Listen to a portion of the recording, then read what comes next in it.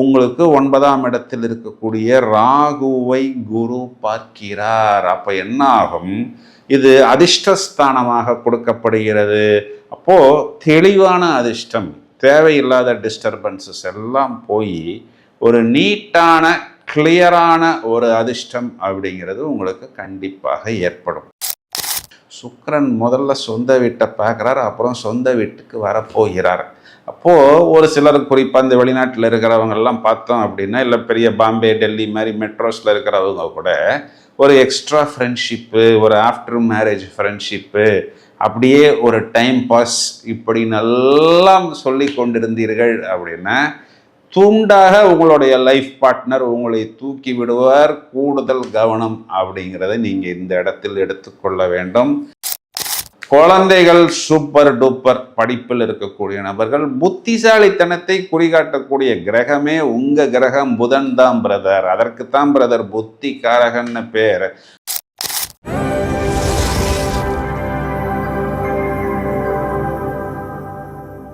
Hello friends, நாம் ஆர்வத்துடன் எதிர்பார்த்து காத்திருக்கக்கூடிய ஏப்ரல் 2026க்கு உண்டான பலன்களை விளக்கமாக காண இருக்கிறோம். ரொம்பவும் சுவாரஸ்யமான பலன்கள். செவ்வாய் சனி சேர்க்கை, சுக்கிரன் சொந்த வீட்டை பார்க்க போகிறார், பிறகு சொந்த வீட்டிலே அமரப் போகிறார்.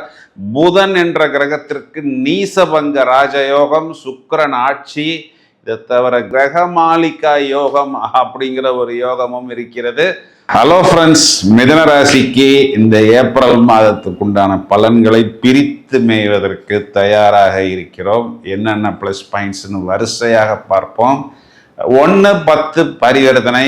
ராசி அதிபதி நீசமாகி அந்த நீசமான வீட்டுக்கு அதிபதி குரு, ராசி கேந்திரம். இதற்கு பேர் நீச பங்க ராஜ யோகம். அப்படின்னா என்ன அர்த்தம் அப்படின்னா, ஒரு ஜாம் பாட்டில் வாங்கினா ஒரு ஜாம் பாட்டில் ஃப்ரீ அப்படிங்கிறாங்க பார்த்தீங்களா, அதற்கு நிகரான ஒரு யோகம் அப்படிங்கிறது கண்டிப்பாக இவங்களுடைய தொழில், உத்தியோகம், வருமானம், வியாபாரம், அதுவும் இல்லாமல் வெளிநாட்டு தொடர்பு, கடல் கடந்து போவது. அங்கே போயும் நாங்கள்லாம் பெரிய வித்தக்காரங்கப்பா மிதுனராசிக்காரர்கள் அப்படின்னாவே புத்தி கூர்மை, புத்திசாலித்தனம், எல்லாருக்கும் மூளை 1.5 கிலோனா எங்களுக்கு 1.25 கிலோ பிரதர் அப்படிங்கிறதை மீண்டும் ப்ரூவ் பண்ணக்கூடிய அமைப்பு. இப்போ இது நாள் வரைக்கும் ராசியில் குரு எங்கே கடன் வாங்கினோம், எதுக்கு கடன் வாங்கினோம், ஏன் கடன் வாங்கினோம், வாங்கின கடனை அடைக்கிறதுக்கு இன்னொரு கடன், அதனை அடைப்பதற்கு இன்னொரு கடன், குறிப்பாக லைஃப் பார்ட்னருக்காக நாம் செய்தது செலவு, அதெல்லாம் ஒரு இன்வெஸ்ட்மெண்ட்டு, ஒரு டெபாசிட்டு, ஒரு தொழில் அமைவதற்காக நாம் செய்வது அப்படிங்கிற மாதிரி எடுத்துக்கொள்வது. இப்போ வாங்கின கடனை எல்லாம் கடனை அடைப்பதற்கு இன்னொரு கடன் வாங்கி அடைக்கணும் அப்படிங்கிற மாதிரி இல்லாமல் தொழில் செய்து லாபத்தை வைத்து நாம் அந்த கடனை அடைக்கக்கூடிய அமைப்பு. மளமளவென்று வரிசையாக இவர்கள் வெளியே வந்து விடுவார்கள். ராசிக்கு 10ஆம் இடத்தில் செவ்வாய்ங்கிற கிரகம் திக்பலம். அப்படின்னா என்னன்னா, இங்கே செவ்வாய் லாபாதிபதியாகவும் வராரு, அவரே கடன் கொடுத்தவராகவும் வருகிறார். அப்போ அவர் உங்களுடைய விஷயத்தை நன்றாக யூகம் செய்து விட்டார். நீங்கள் தொழிலில் பிரமாதமாக மேலே கொண்டிருக்கிறீர்கள் அப்படின்னு உங்களுக்கு ஃபோன் பண்ணுவார். ஃபோன் பண்ணி கடன் கொடுக்குறேன் சார் அப்படின்பாரு. கொடுங்க அப்படின்னா அதுக்கப்புறம் சார் உங்கள் பேர் என்ன சார்ம்பாங்க. டேய், அப்போ உனக்கு என் பேரே தெரியாதாடா, பேரே தெரியாமல் எப்படிடா நீ எனக்கு கடன் கொடுக்குற? டேய், தெரிஞ்சவன் கடன் கொடுத்தாலே இந்த காலத்தில் 1க்கு 2 தடவை யோசிக்கிறான். நீ ஃபஸ்ட்டு கடனை கொடுக்குறேங்கிற, அப்புறமேட்டு என் பேரை கேட்குறியேடா அப்படிங்கிற மாதிரி உங்களுக்கு கடன் கொடுப்பதற்கு நிறையா பேர் கியூவில் தயாராக இருப்பார்.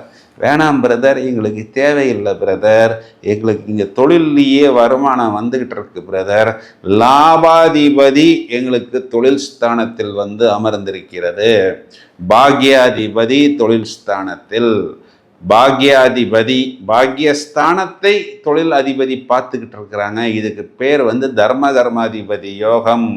அப்போது எங்களுக்கு தொழிலையே வருமானம் வந்துக்கிட்டு இருக்கு பிரதர், அதனால் நீங்கள் பேரே தெரியாத எனக்கு கடன் கொடுக்க வேண்டிய தேவை இல்லை பிரதர்னு அடித்து சொல்லலாம்.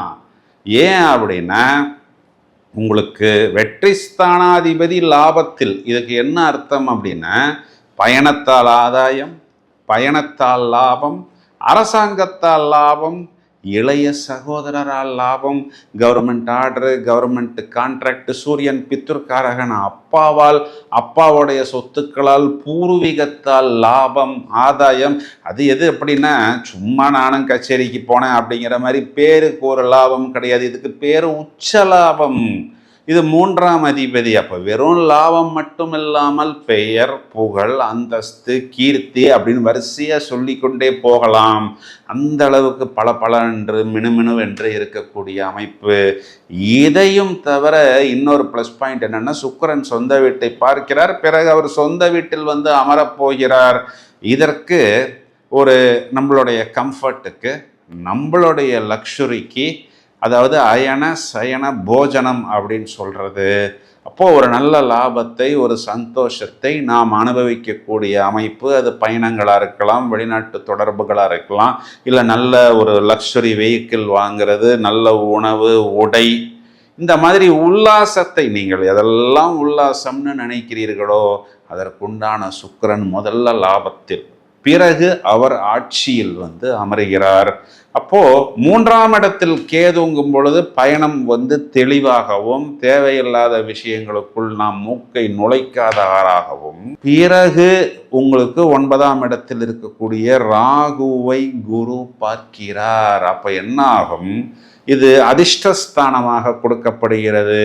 அப்போ தெளிவான அதிர்ஷ்டம், தேவையில்லாத டிஸ்டர்பன்சஸ் எல்லாம் போய் ஒரு நீட்டான கிளியரான ஒரு அதிர்ஷ்டம் அப்படிங்கிறது உங்களுக்கு கண்டிப்பாக ஏற்படும். இவ்வளவு ப்ளஸ் பாயிண்ட்ஸ் இருக்கு. ராசியில் இருக்கக்கூடிய குரு வந்து என்னன்னா, இந்த இடத்துல பார்த்தோம்னா உங்களுடைய லைஃப் பார்ட்னரை குறிகாட்டுகிறது. இப்போ யாரெல்லாம் இது நாள் வரைக்கும் என் லைஃப் பார்ட்னர் டைம் ஸ்பெண்ட் பண்ணல, என் கூட இல்லை அப்படின்லாம் வருத்தப்படுகிறார்களோ அவர்களுக்கெல்லாம் உங்களுடைய ஹஸ்பண்டோ உங்களுடைய ஒய்ஃபோ உங்கள் தலையில் மேல் உட்கார்ந்து உங்களை துண்டாக தலையை துருவி கொண்டிருக்கிறார். இதை எதுக்கு சொல்கிறேன் அப்படின்னா, சுக்கிரன் முதல்ல சொந்த வீட்டை பார்க்குறார், அப்புறம் சொந்த வீட்டுக்கு வரப்போகிறார்.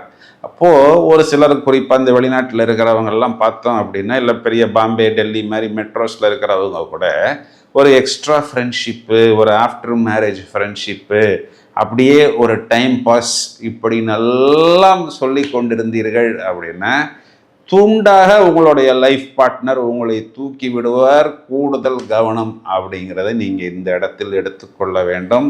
இதையும் தவிர உங்களுடைய சகோதரருக்கும் உங்களுடைய அப்பாவுக்கும் சின்ன கருத்து வேறுபாடு ஏற்படும். ஆனால் அது உங்களை பெரிதும் பாதிக்காது. என்ன, செவ்வாய் இங்கு சகோதரனையும், சாட்டன் இங்கு அப்பாவையும் குறிகாட்டுகிறது. முதல்ல பித்ருக்காரகன் சூரியனும் வெகு தொடக்கத்தில் அங்குதான் இருக்கிறார். அப்போ நீங்கள் அந்த இடத்துல நீச்சமாகி விடுகிறீர்கள். அப்போ அந்த பிரச்சனைகள், குறிப்பாக பூர்வீக சொத்து, ஊர் பஞ்சாயத்து போன்ற விஷயங்களாக இருந்தால் அப்படியே உங்களுக்கு கேட்டும் கேளாதது போல் நீங்கள் போய்விடுவீர்கள். இதில் என்ன கவனிக்கணும்னா, கடன் கொடுக்குறவங்க வந்து உங்களுக்கு ஏதாவது ஒரு பிஸ்கெட்டை தூக்கி போடுவார்கள். என்னன்னா, சார் நீங்கள் எங்கள்கிட்ட இந்த கடன் வாங்கினா உங்களுக்கு அது வெய்வர், அது டிஸ்கவுண்ட்டு, இதுக்கெல்லாம் நாங்கள் மசிய மாட்டோம் பிரதர், இதெல்லாம் நாங்கள் நிறைய பார்த்துட்டோம் பிரதர் அப்படின்னு நாசுக்காக நான் வந்து போவது புத்திசாலித்தனம். வயதில் மூத்த நபர்கள் கொஞ்சம் ஒரு சந்தோஷத்தில் நிறைய உணவு எடுத்துக்கொள்ளாமல், ஓரளவுக்கு வெயிட் லாஸ், இந்த டயட், ஃபுட்டு, வாக்கிங், இந்த மாதிரி விஷயங்களை கொஞ்சம் கவனமாக பார்த்து கொள்ளுங்கள். ஏன்னா சுக்கிரன் சொந்த வீட்டை பார்ப்பதனால் உங்களுடைய குழந்தைகள் சம்பந்தப்பட்ட விஷயத்தில் சுப நிகழ்வுகள், சந்தோஷம் உங்களுக்கு கண்டிப்பாக ஏற்படும். இதையும் தவிர இதே மிதுன ராசியில் இருக்கக்கூடிய சகோதரிகளை எடுத்துக்கிட்டோம் அப்படின்னா, கணவனை குறிகாட்டக்கூடிய குரு ராசியில் இருக்கிறார், செவ்வாய் 10ஆம் வீட்டில் இருக்கிறார். அப்போது அவர் கொஞ்சம் பிஸியாக இருப்பார். ஆனால் 7, 9 சேர்க்கை. அப்போ உங்களுடைய கணவனுக்கும் உங்கள் அப்பாவுக்கும் ஏதாவது சின்ன சின்ன உரசல் அது எப்பொழுதுமே இருக்கு பிரதர் அப்படின்னா, இது காலகட்டங்களில் கொஞ்சம் கூடுதலாக இருக்கும். முடிந்தவரை அவர்களை கொஞ்சம் நவர்த்தி வைப்பது, ஏதாவது மீட் பண்ணுற மாதிரி ஒரு சந்தர்ப்பம் வந்தால் அப்புறம் பார்த்துக்கலாம், அப்புறம் பேசிக்கலாம் அப்படின்னு சொல்வது புத்திசாலித்தனம். குழந்தைகள் சூப்பர் டூப்பர் படிப்பில் இருக்கக்கூடிய நபர்கள். புத்திசாலித்தனத்தை குறிகாட்டக்கூடிய கிரகமே உங்க கிரகம் புதன் தான் பிரதர். அதற்குத்தான் பிரதர் புத்தி காரகன்னு பேர். அவர் எப்படி இருக்கிறாரு அப்படின்னா, அவர் நீசபங்க ராஜயோகமா 1-10 பரிவர்த்தனையில் இருக்கிறார். அப்போ சூப்பரா படிக்கக்கூடிய அமைப்பு, நல்ல மார்க் வாங்கக்கூடிய அமைப்பு அப்படிங்கிறது பிரமாதமாக இருக்கிறது. அப்ப இவ்வளவு நேரம் நாம் பார்த்த இந்த பலன்களுக்கு உண்டான கிரக நிலைகளை இப்பொழுது எடுத்து பிரித்து மேய்வோம். ஏப்ரல் மாதம் 2ஆம் தேதி செவ்வாய் மீனராசி மண்டலம். இந்த மாதம் முழுவதுமே ஏப்ரல் 11 புதன் மீனராசி மண்டலத்துக்குள் வந்து நீசபங்க ராஜயோகம், புதன் குரு பரிவர்த்தனை. ஏப்ரல் மாதம் 14ஆம் தேதி தமிழ் மாதம் சித்திரை, தமிழ் வருட பிறப்பு. சூரியன் மேஷ மண்டலத்தில் ஆட்சி. சூரியன் மேஷ மண்டலத்தில் உச்சபலம் பெறுகிறார். 19/4 இந்த சுக்கிரன் என்ற கிரகம் ரிஷபத்துக்கு வந்து சொந்த வீட்டில் ஆட்சி பெறுகிறார். அது நாள் வரை மேஷத்திலிருந்து அவர் தனது சொந்த வீடான துலாத்தை பார்த்து கொண்டிருக்கிறார். சந்திரன் கடகத்தில் வரும் பொழுது வரிசையாக கிரகமாளிகா யோகம் என்ற ஒரு ராஜயோகம் ஏற்படுகிறது. இதுல மெயினான விஷயம் என்னன்னு பார்த்தோம்னா, இந்த செவ்வாய் சனி சேர்க்கை அப்படிங்கிறது ஜோதிடத்தில் ஒரு விரும்பத்தகாத சேர்க்கை. எதனால அப்படின்னா, இந்த ரெண்டுமே ஒரு டான் கிரகங்கள், ரெண்டுமே ஒரு மாதிரி முரட்டு சுபாவம் நிறைந்த கிரகம்.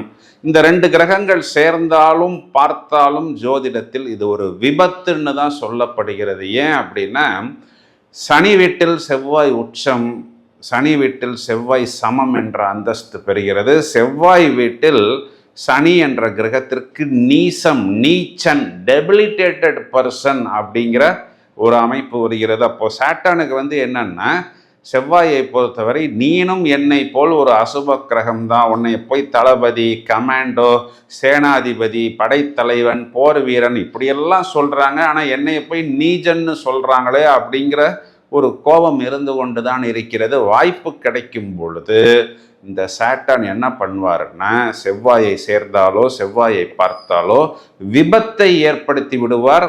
அதனால் பொதுவாகவே ஜாக்கிரதையாக இருக்கணும். ஏன்னா இது மீனராசி மண்டலத்தில் சேர்க்கை கால் பாதங்களை குறிகாட்டுகிறது. அப்போ நான் ஸ்போர்ட்ஸ் பண்ணுறேன், வாக்கிங் பண்ணுறேன், ஜிம் பண்ணுறேன், 60 பேக் பண்ணுறேன், 80 பேக் பண்ணுறேன்னு சொல்லிட்டு முடிந்தவரை விபத்துக்கள் இல்லாமல் உங்களை பார்த்து கொள்வது புத்திசாலித்தனம். இந்த செவ்வாய் சனி சேர்க்கைக்கு பரிகாரம் அப்படின்னு பொதுவாக நம்ம எடுத்துக்கிட்டோம்னா, பைரவர், அதாவது அஷ்டமி திதிகளில் பைரவரை வழிபடுவது, மேலும் வியாழக்கிழமைகளில் சனிக்கிழமைகளில் தொடர்ச்சியாக நரசிம்மரை வழிபாடு செய்வது கைமேல் பலன் கொடுக்கும். வாழ்த்துக்கள். நன்றி.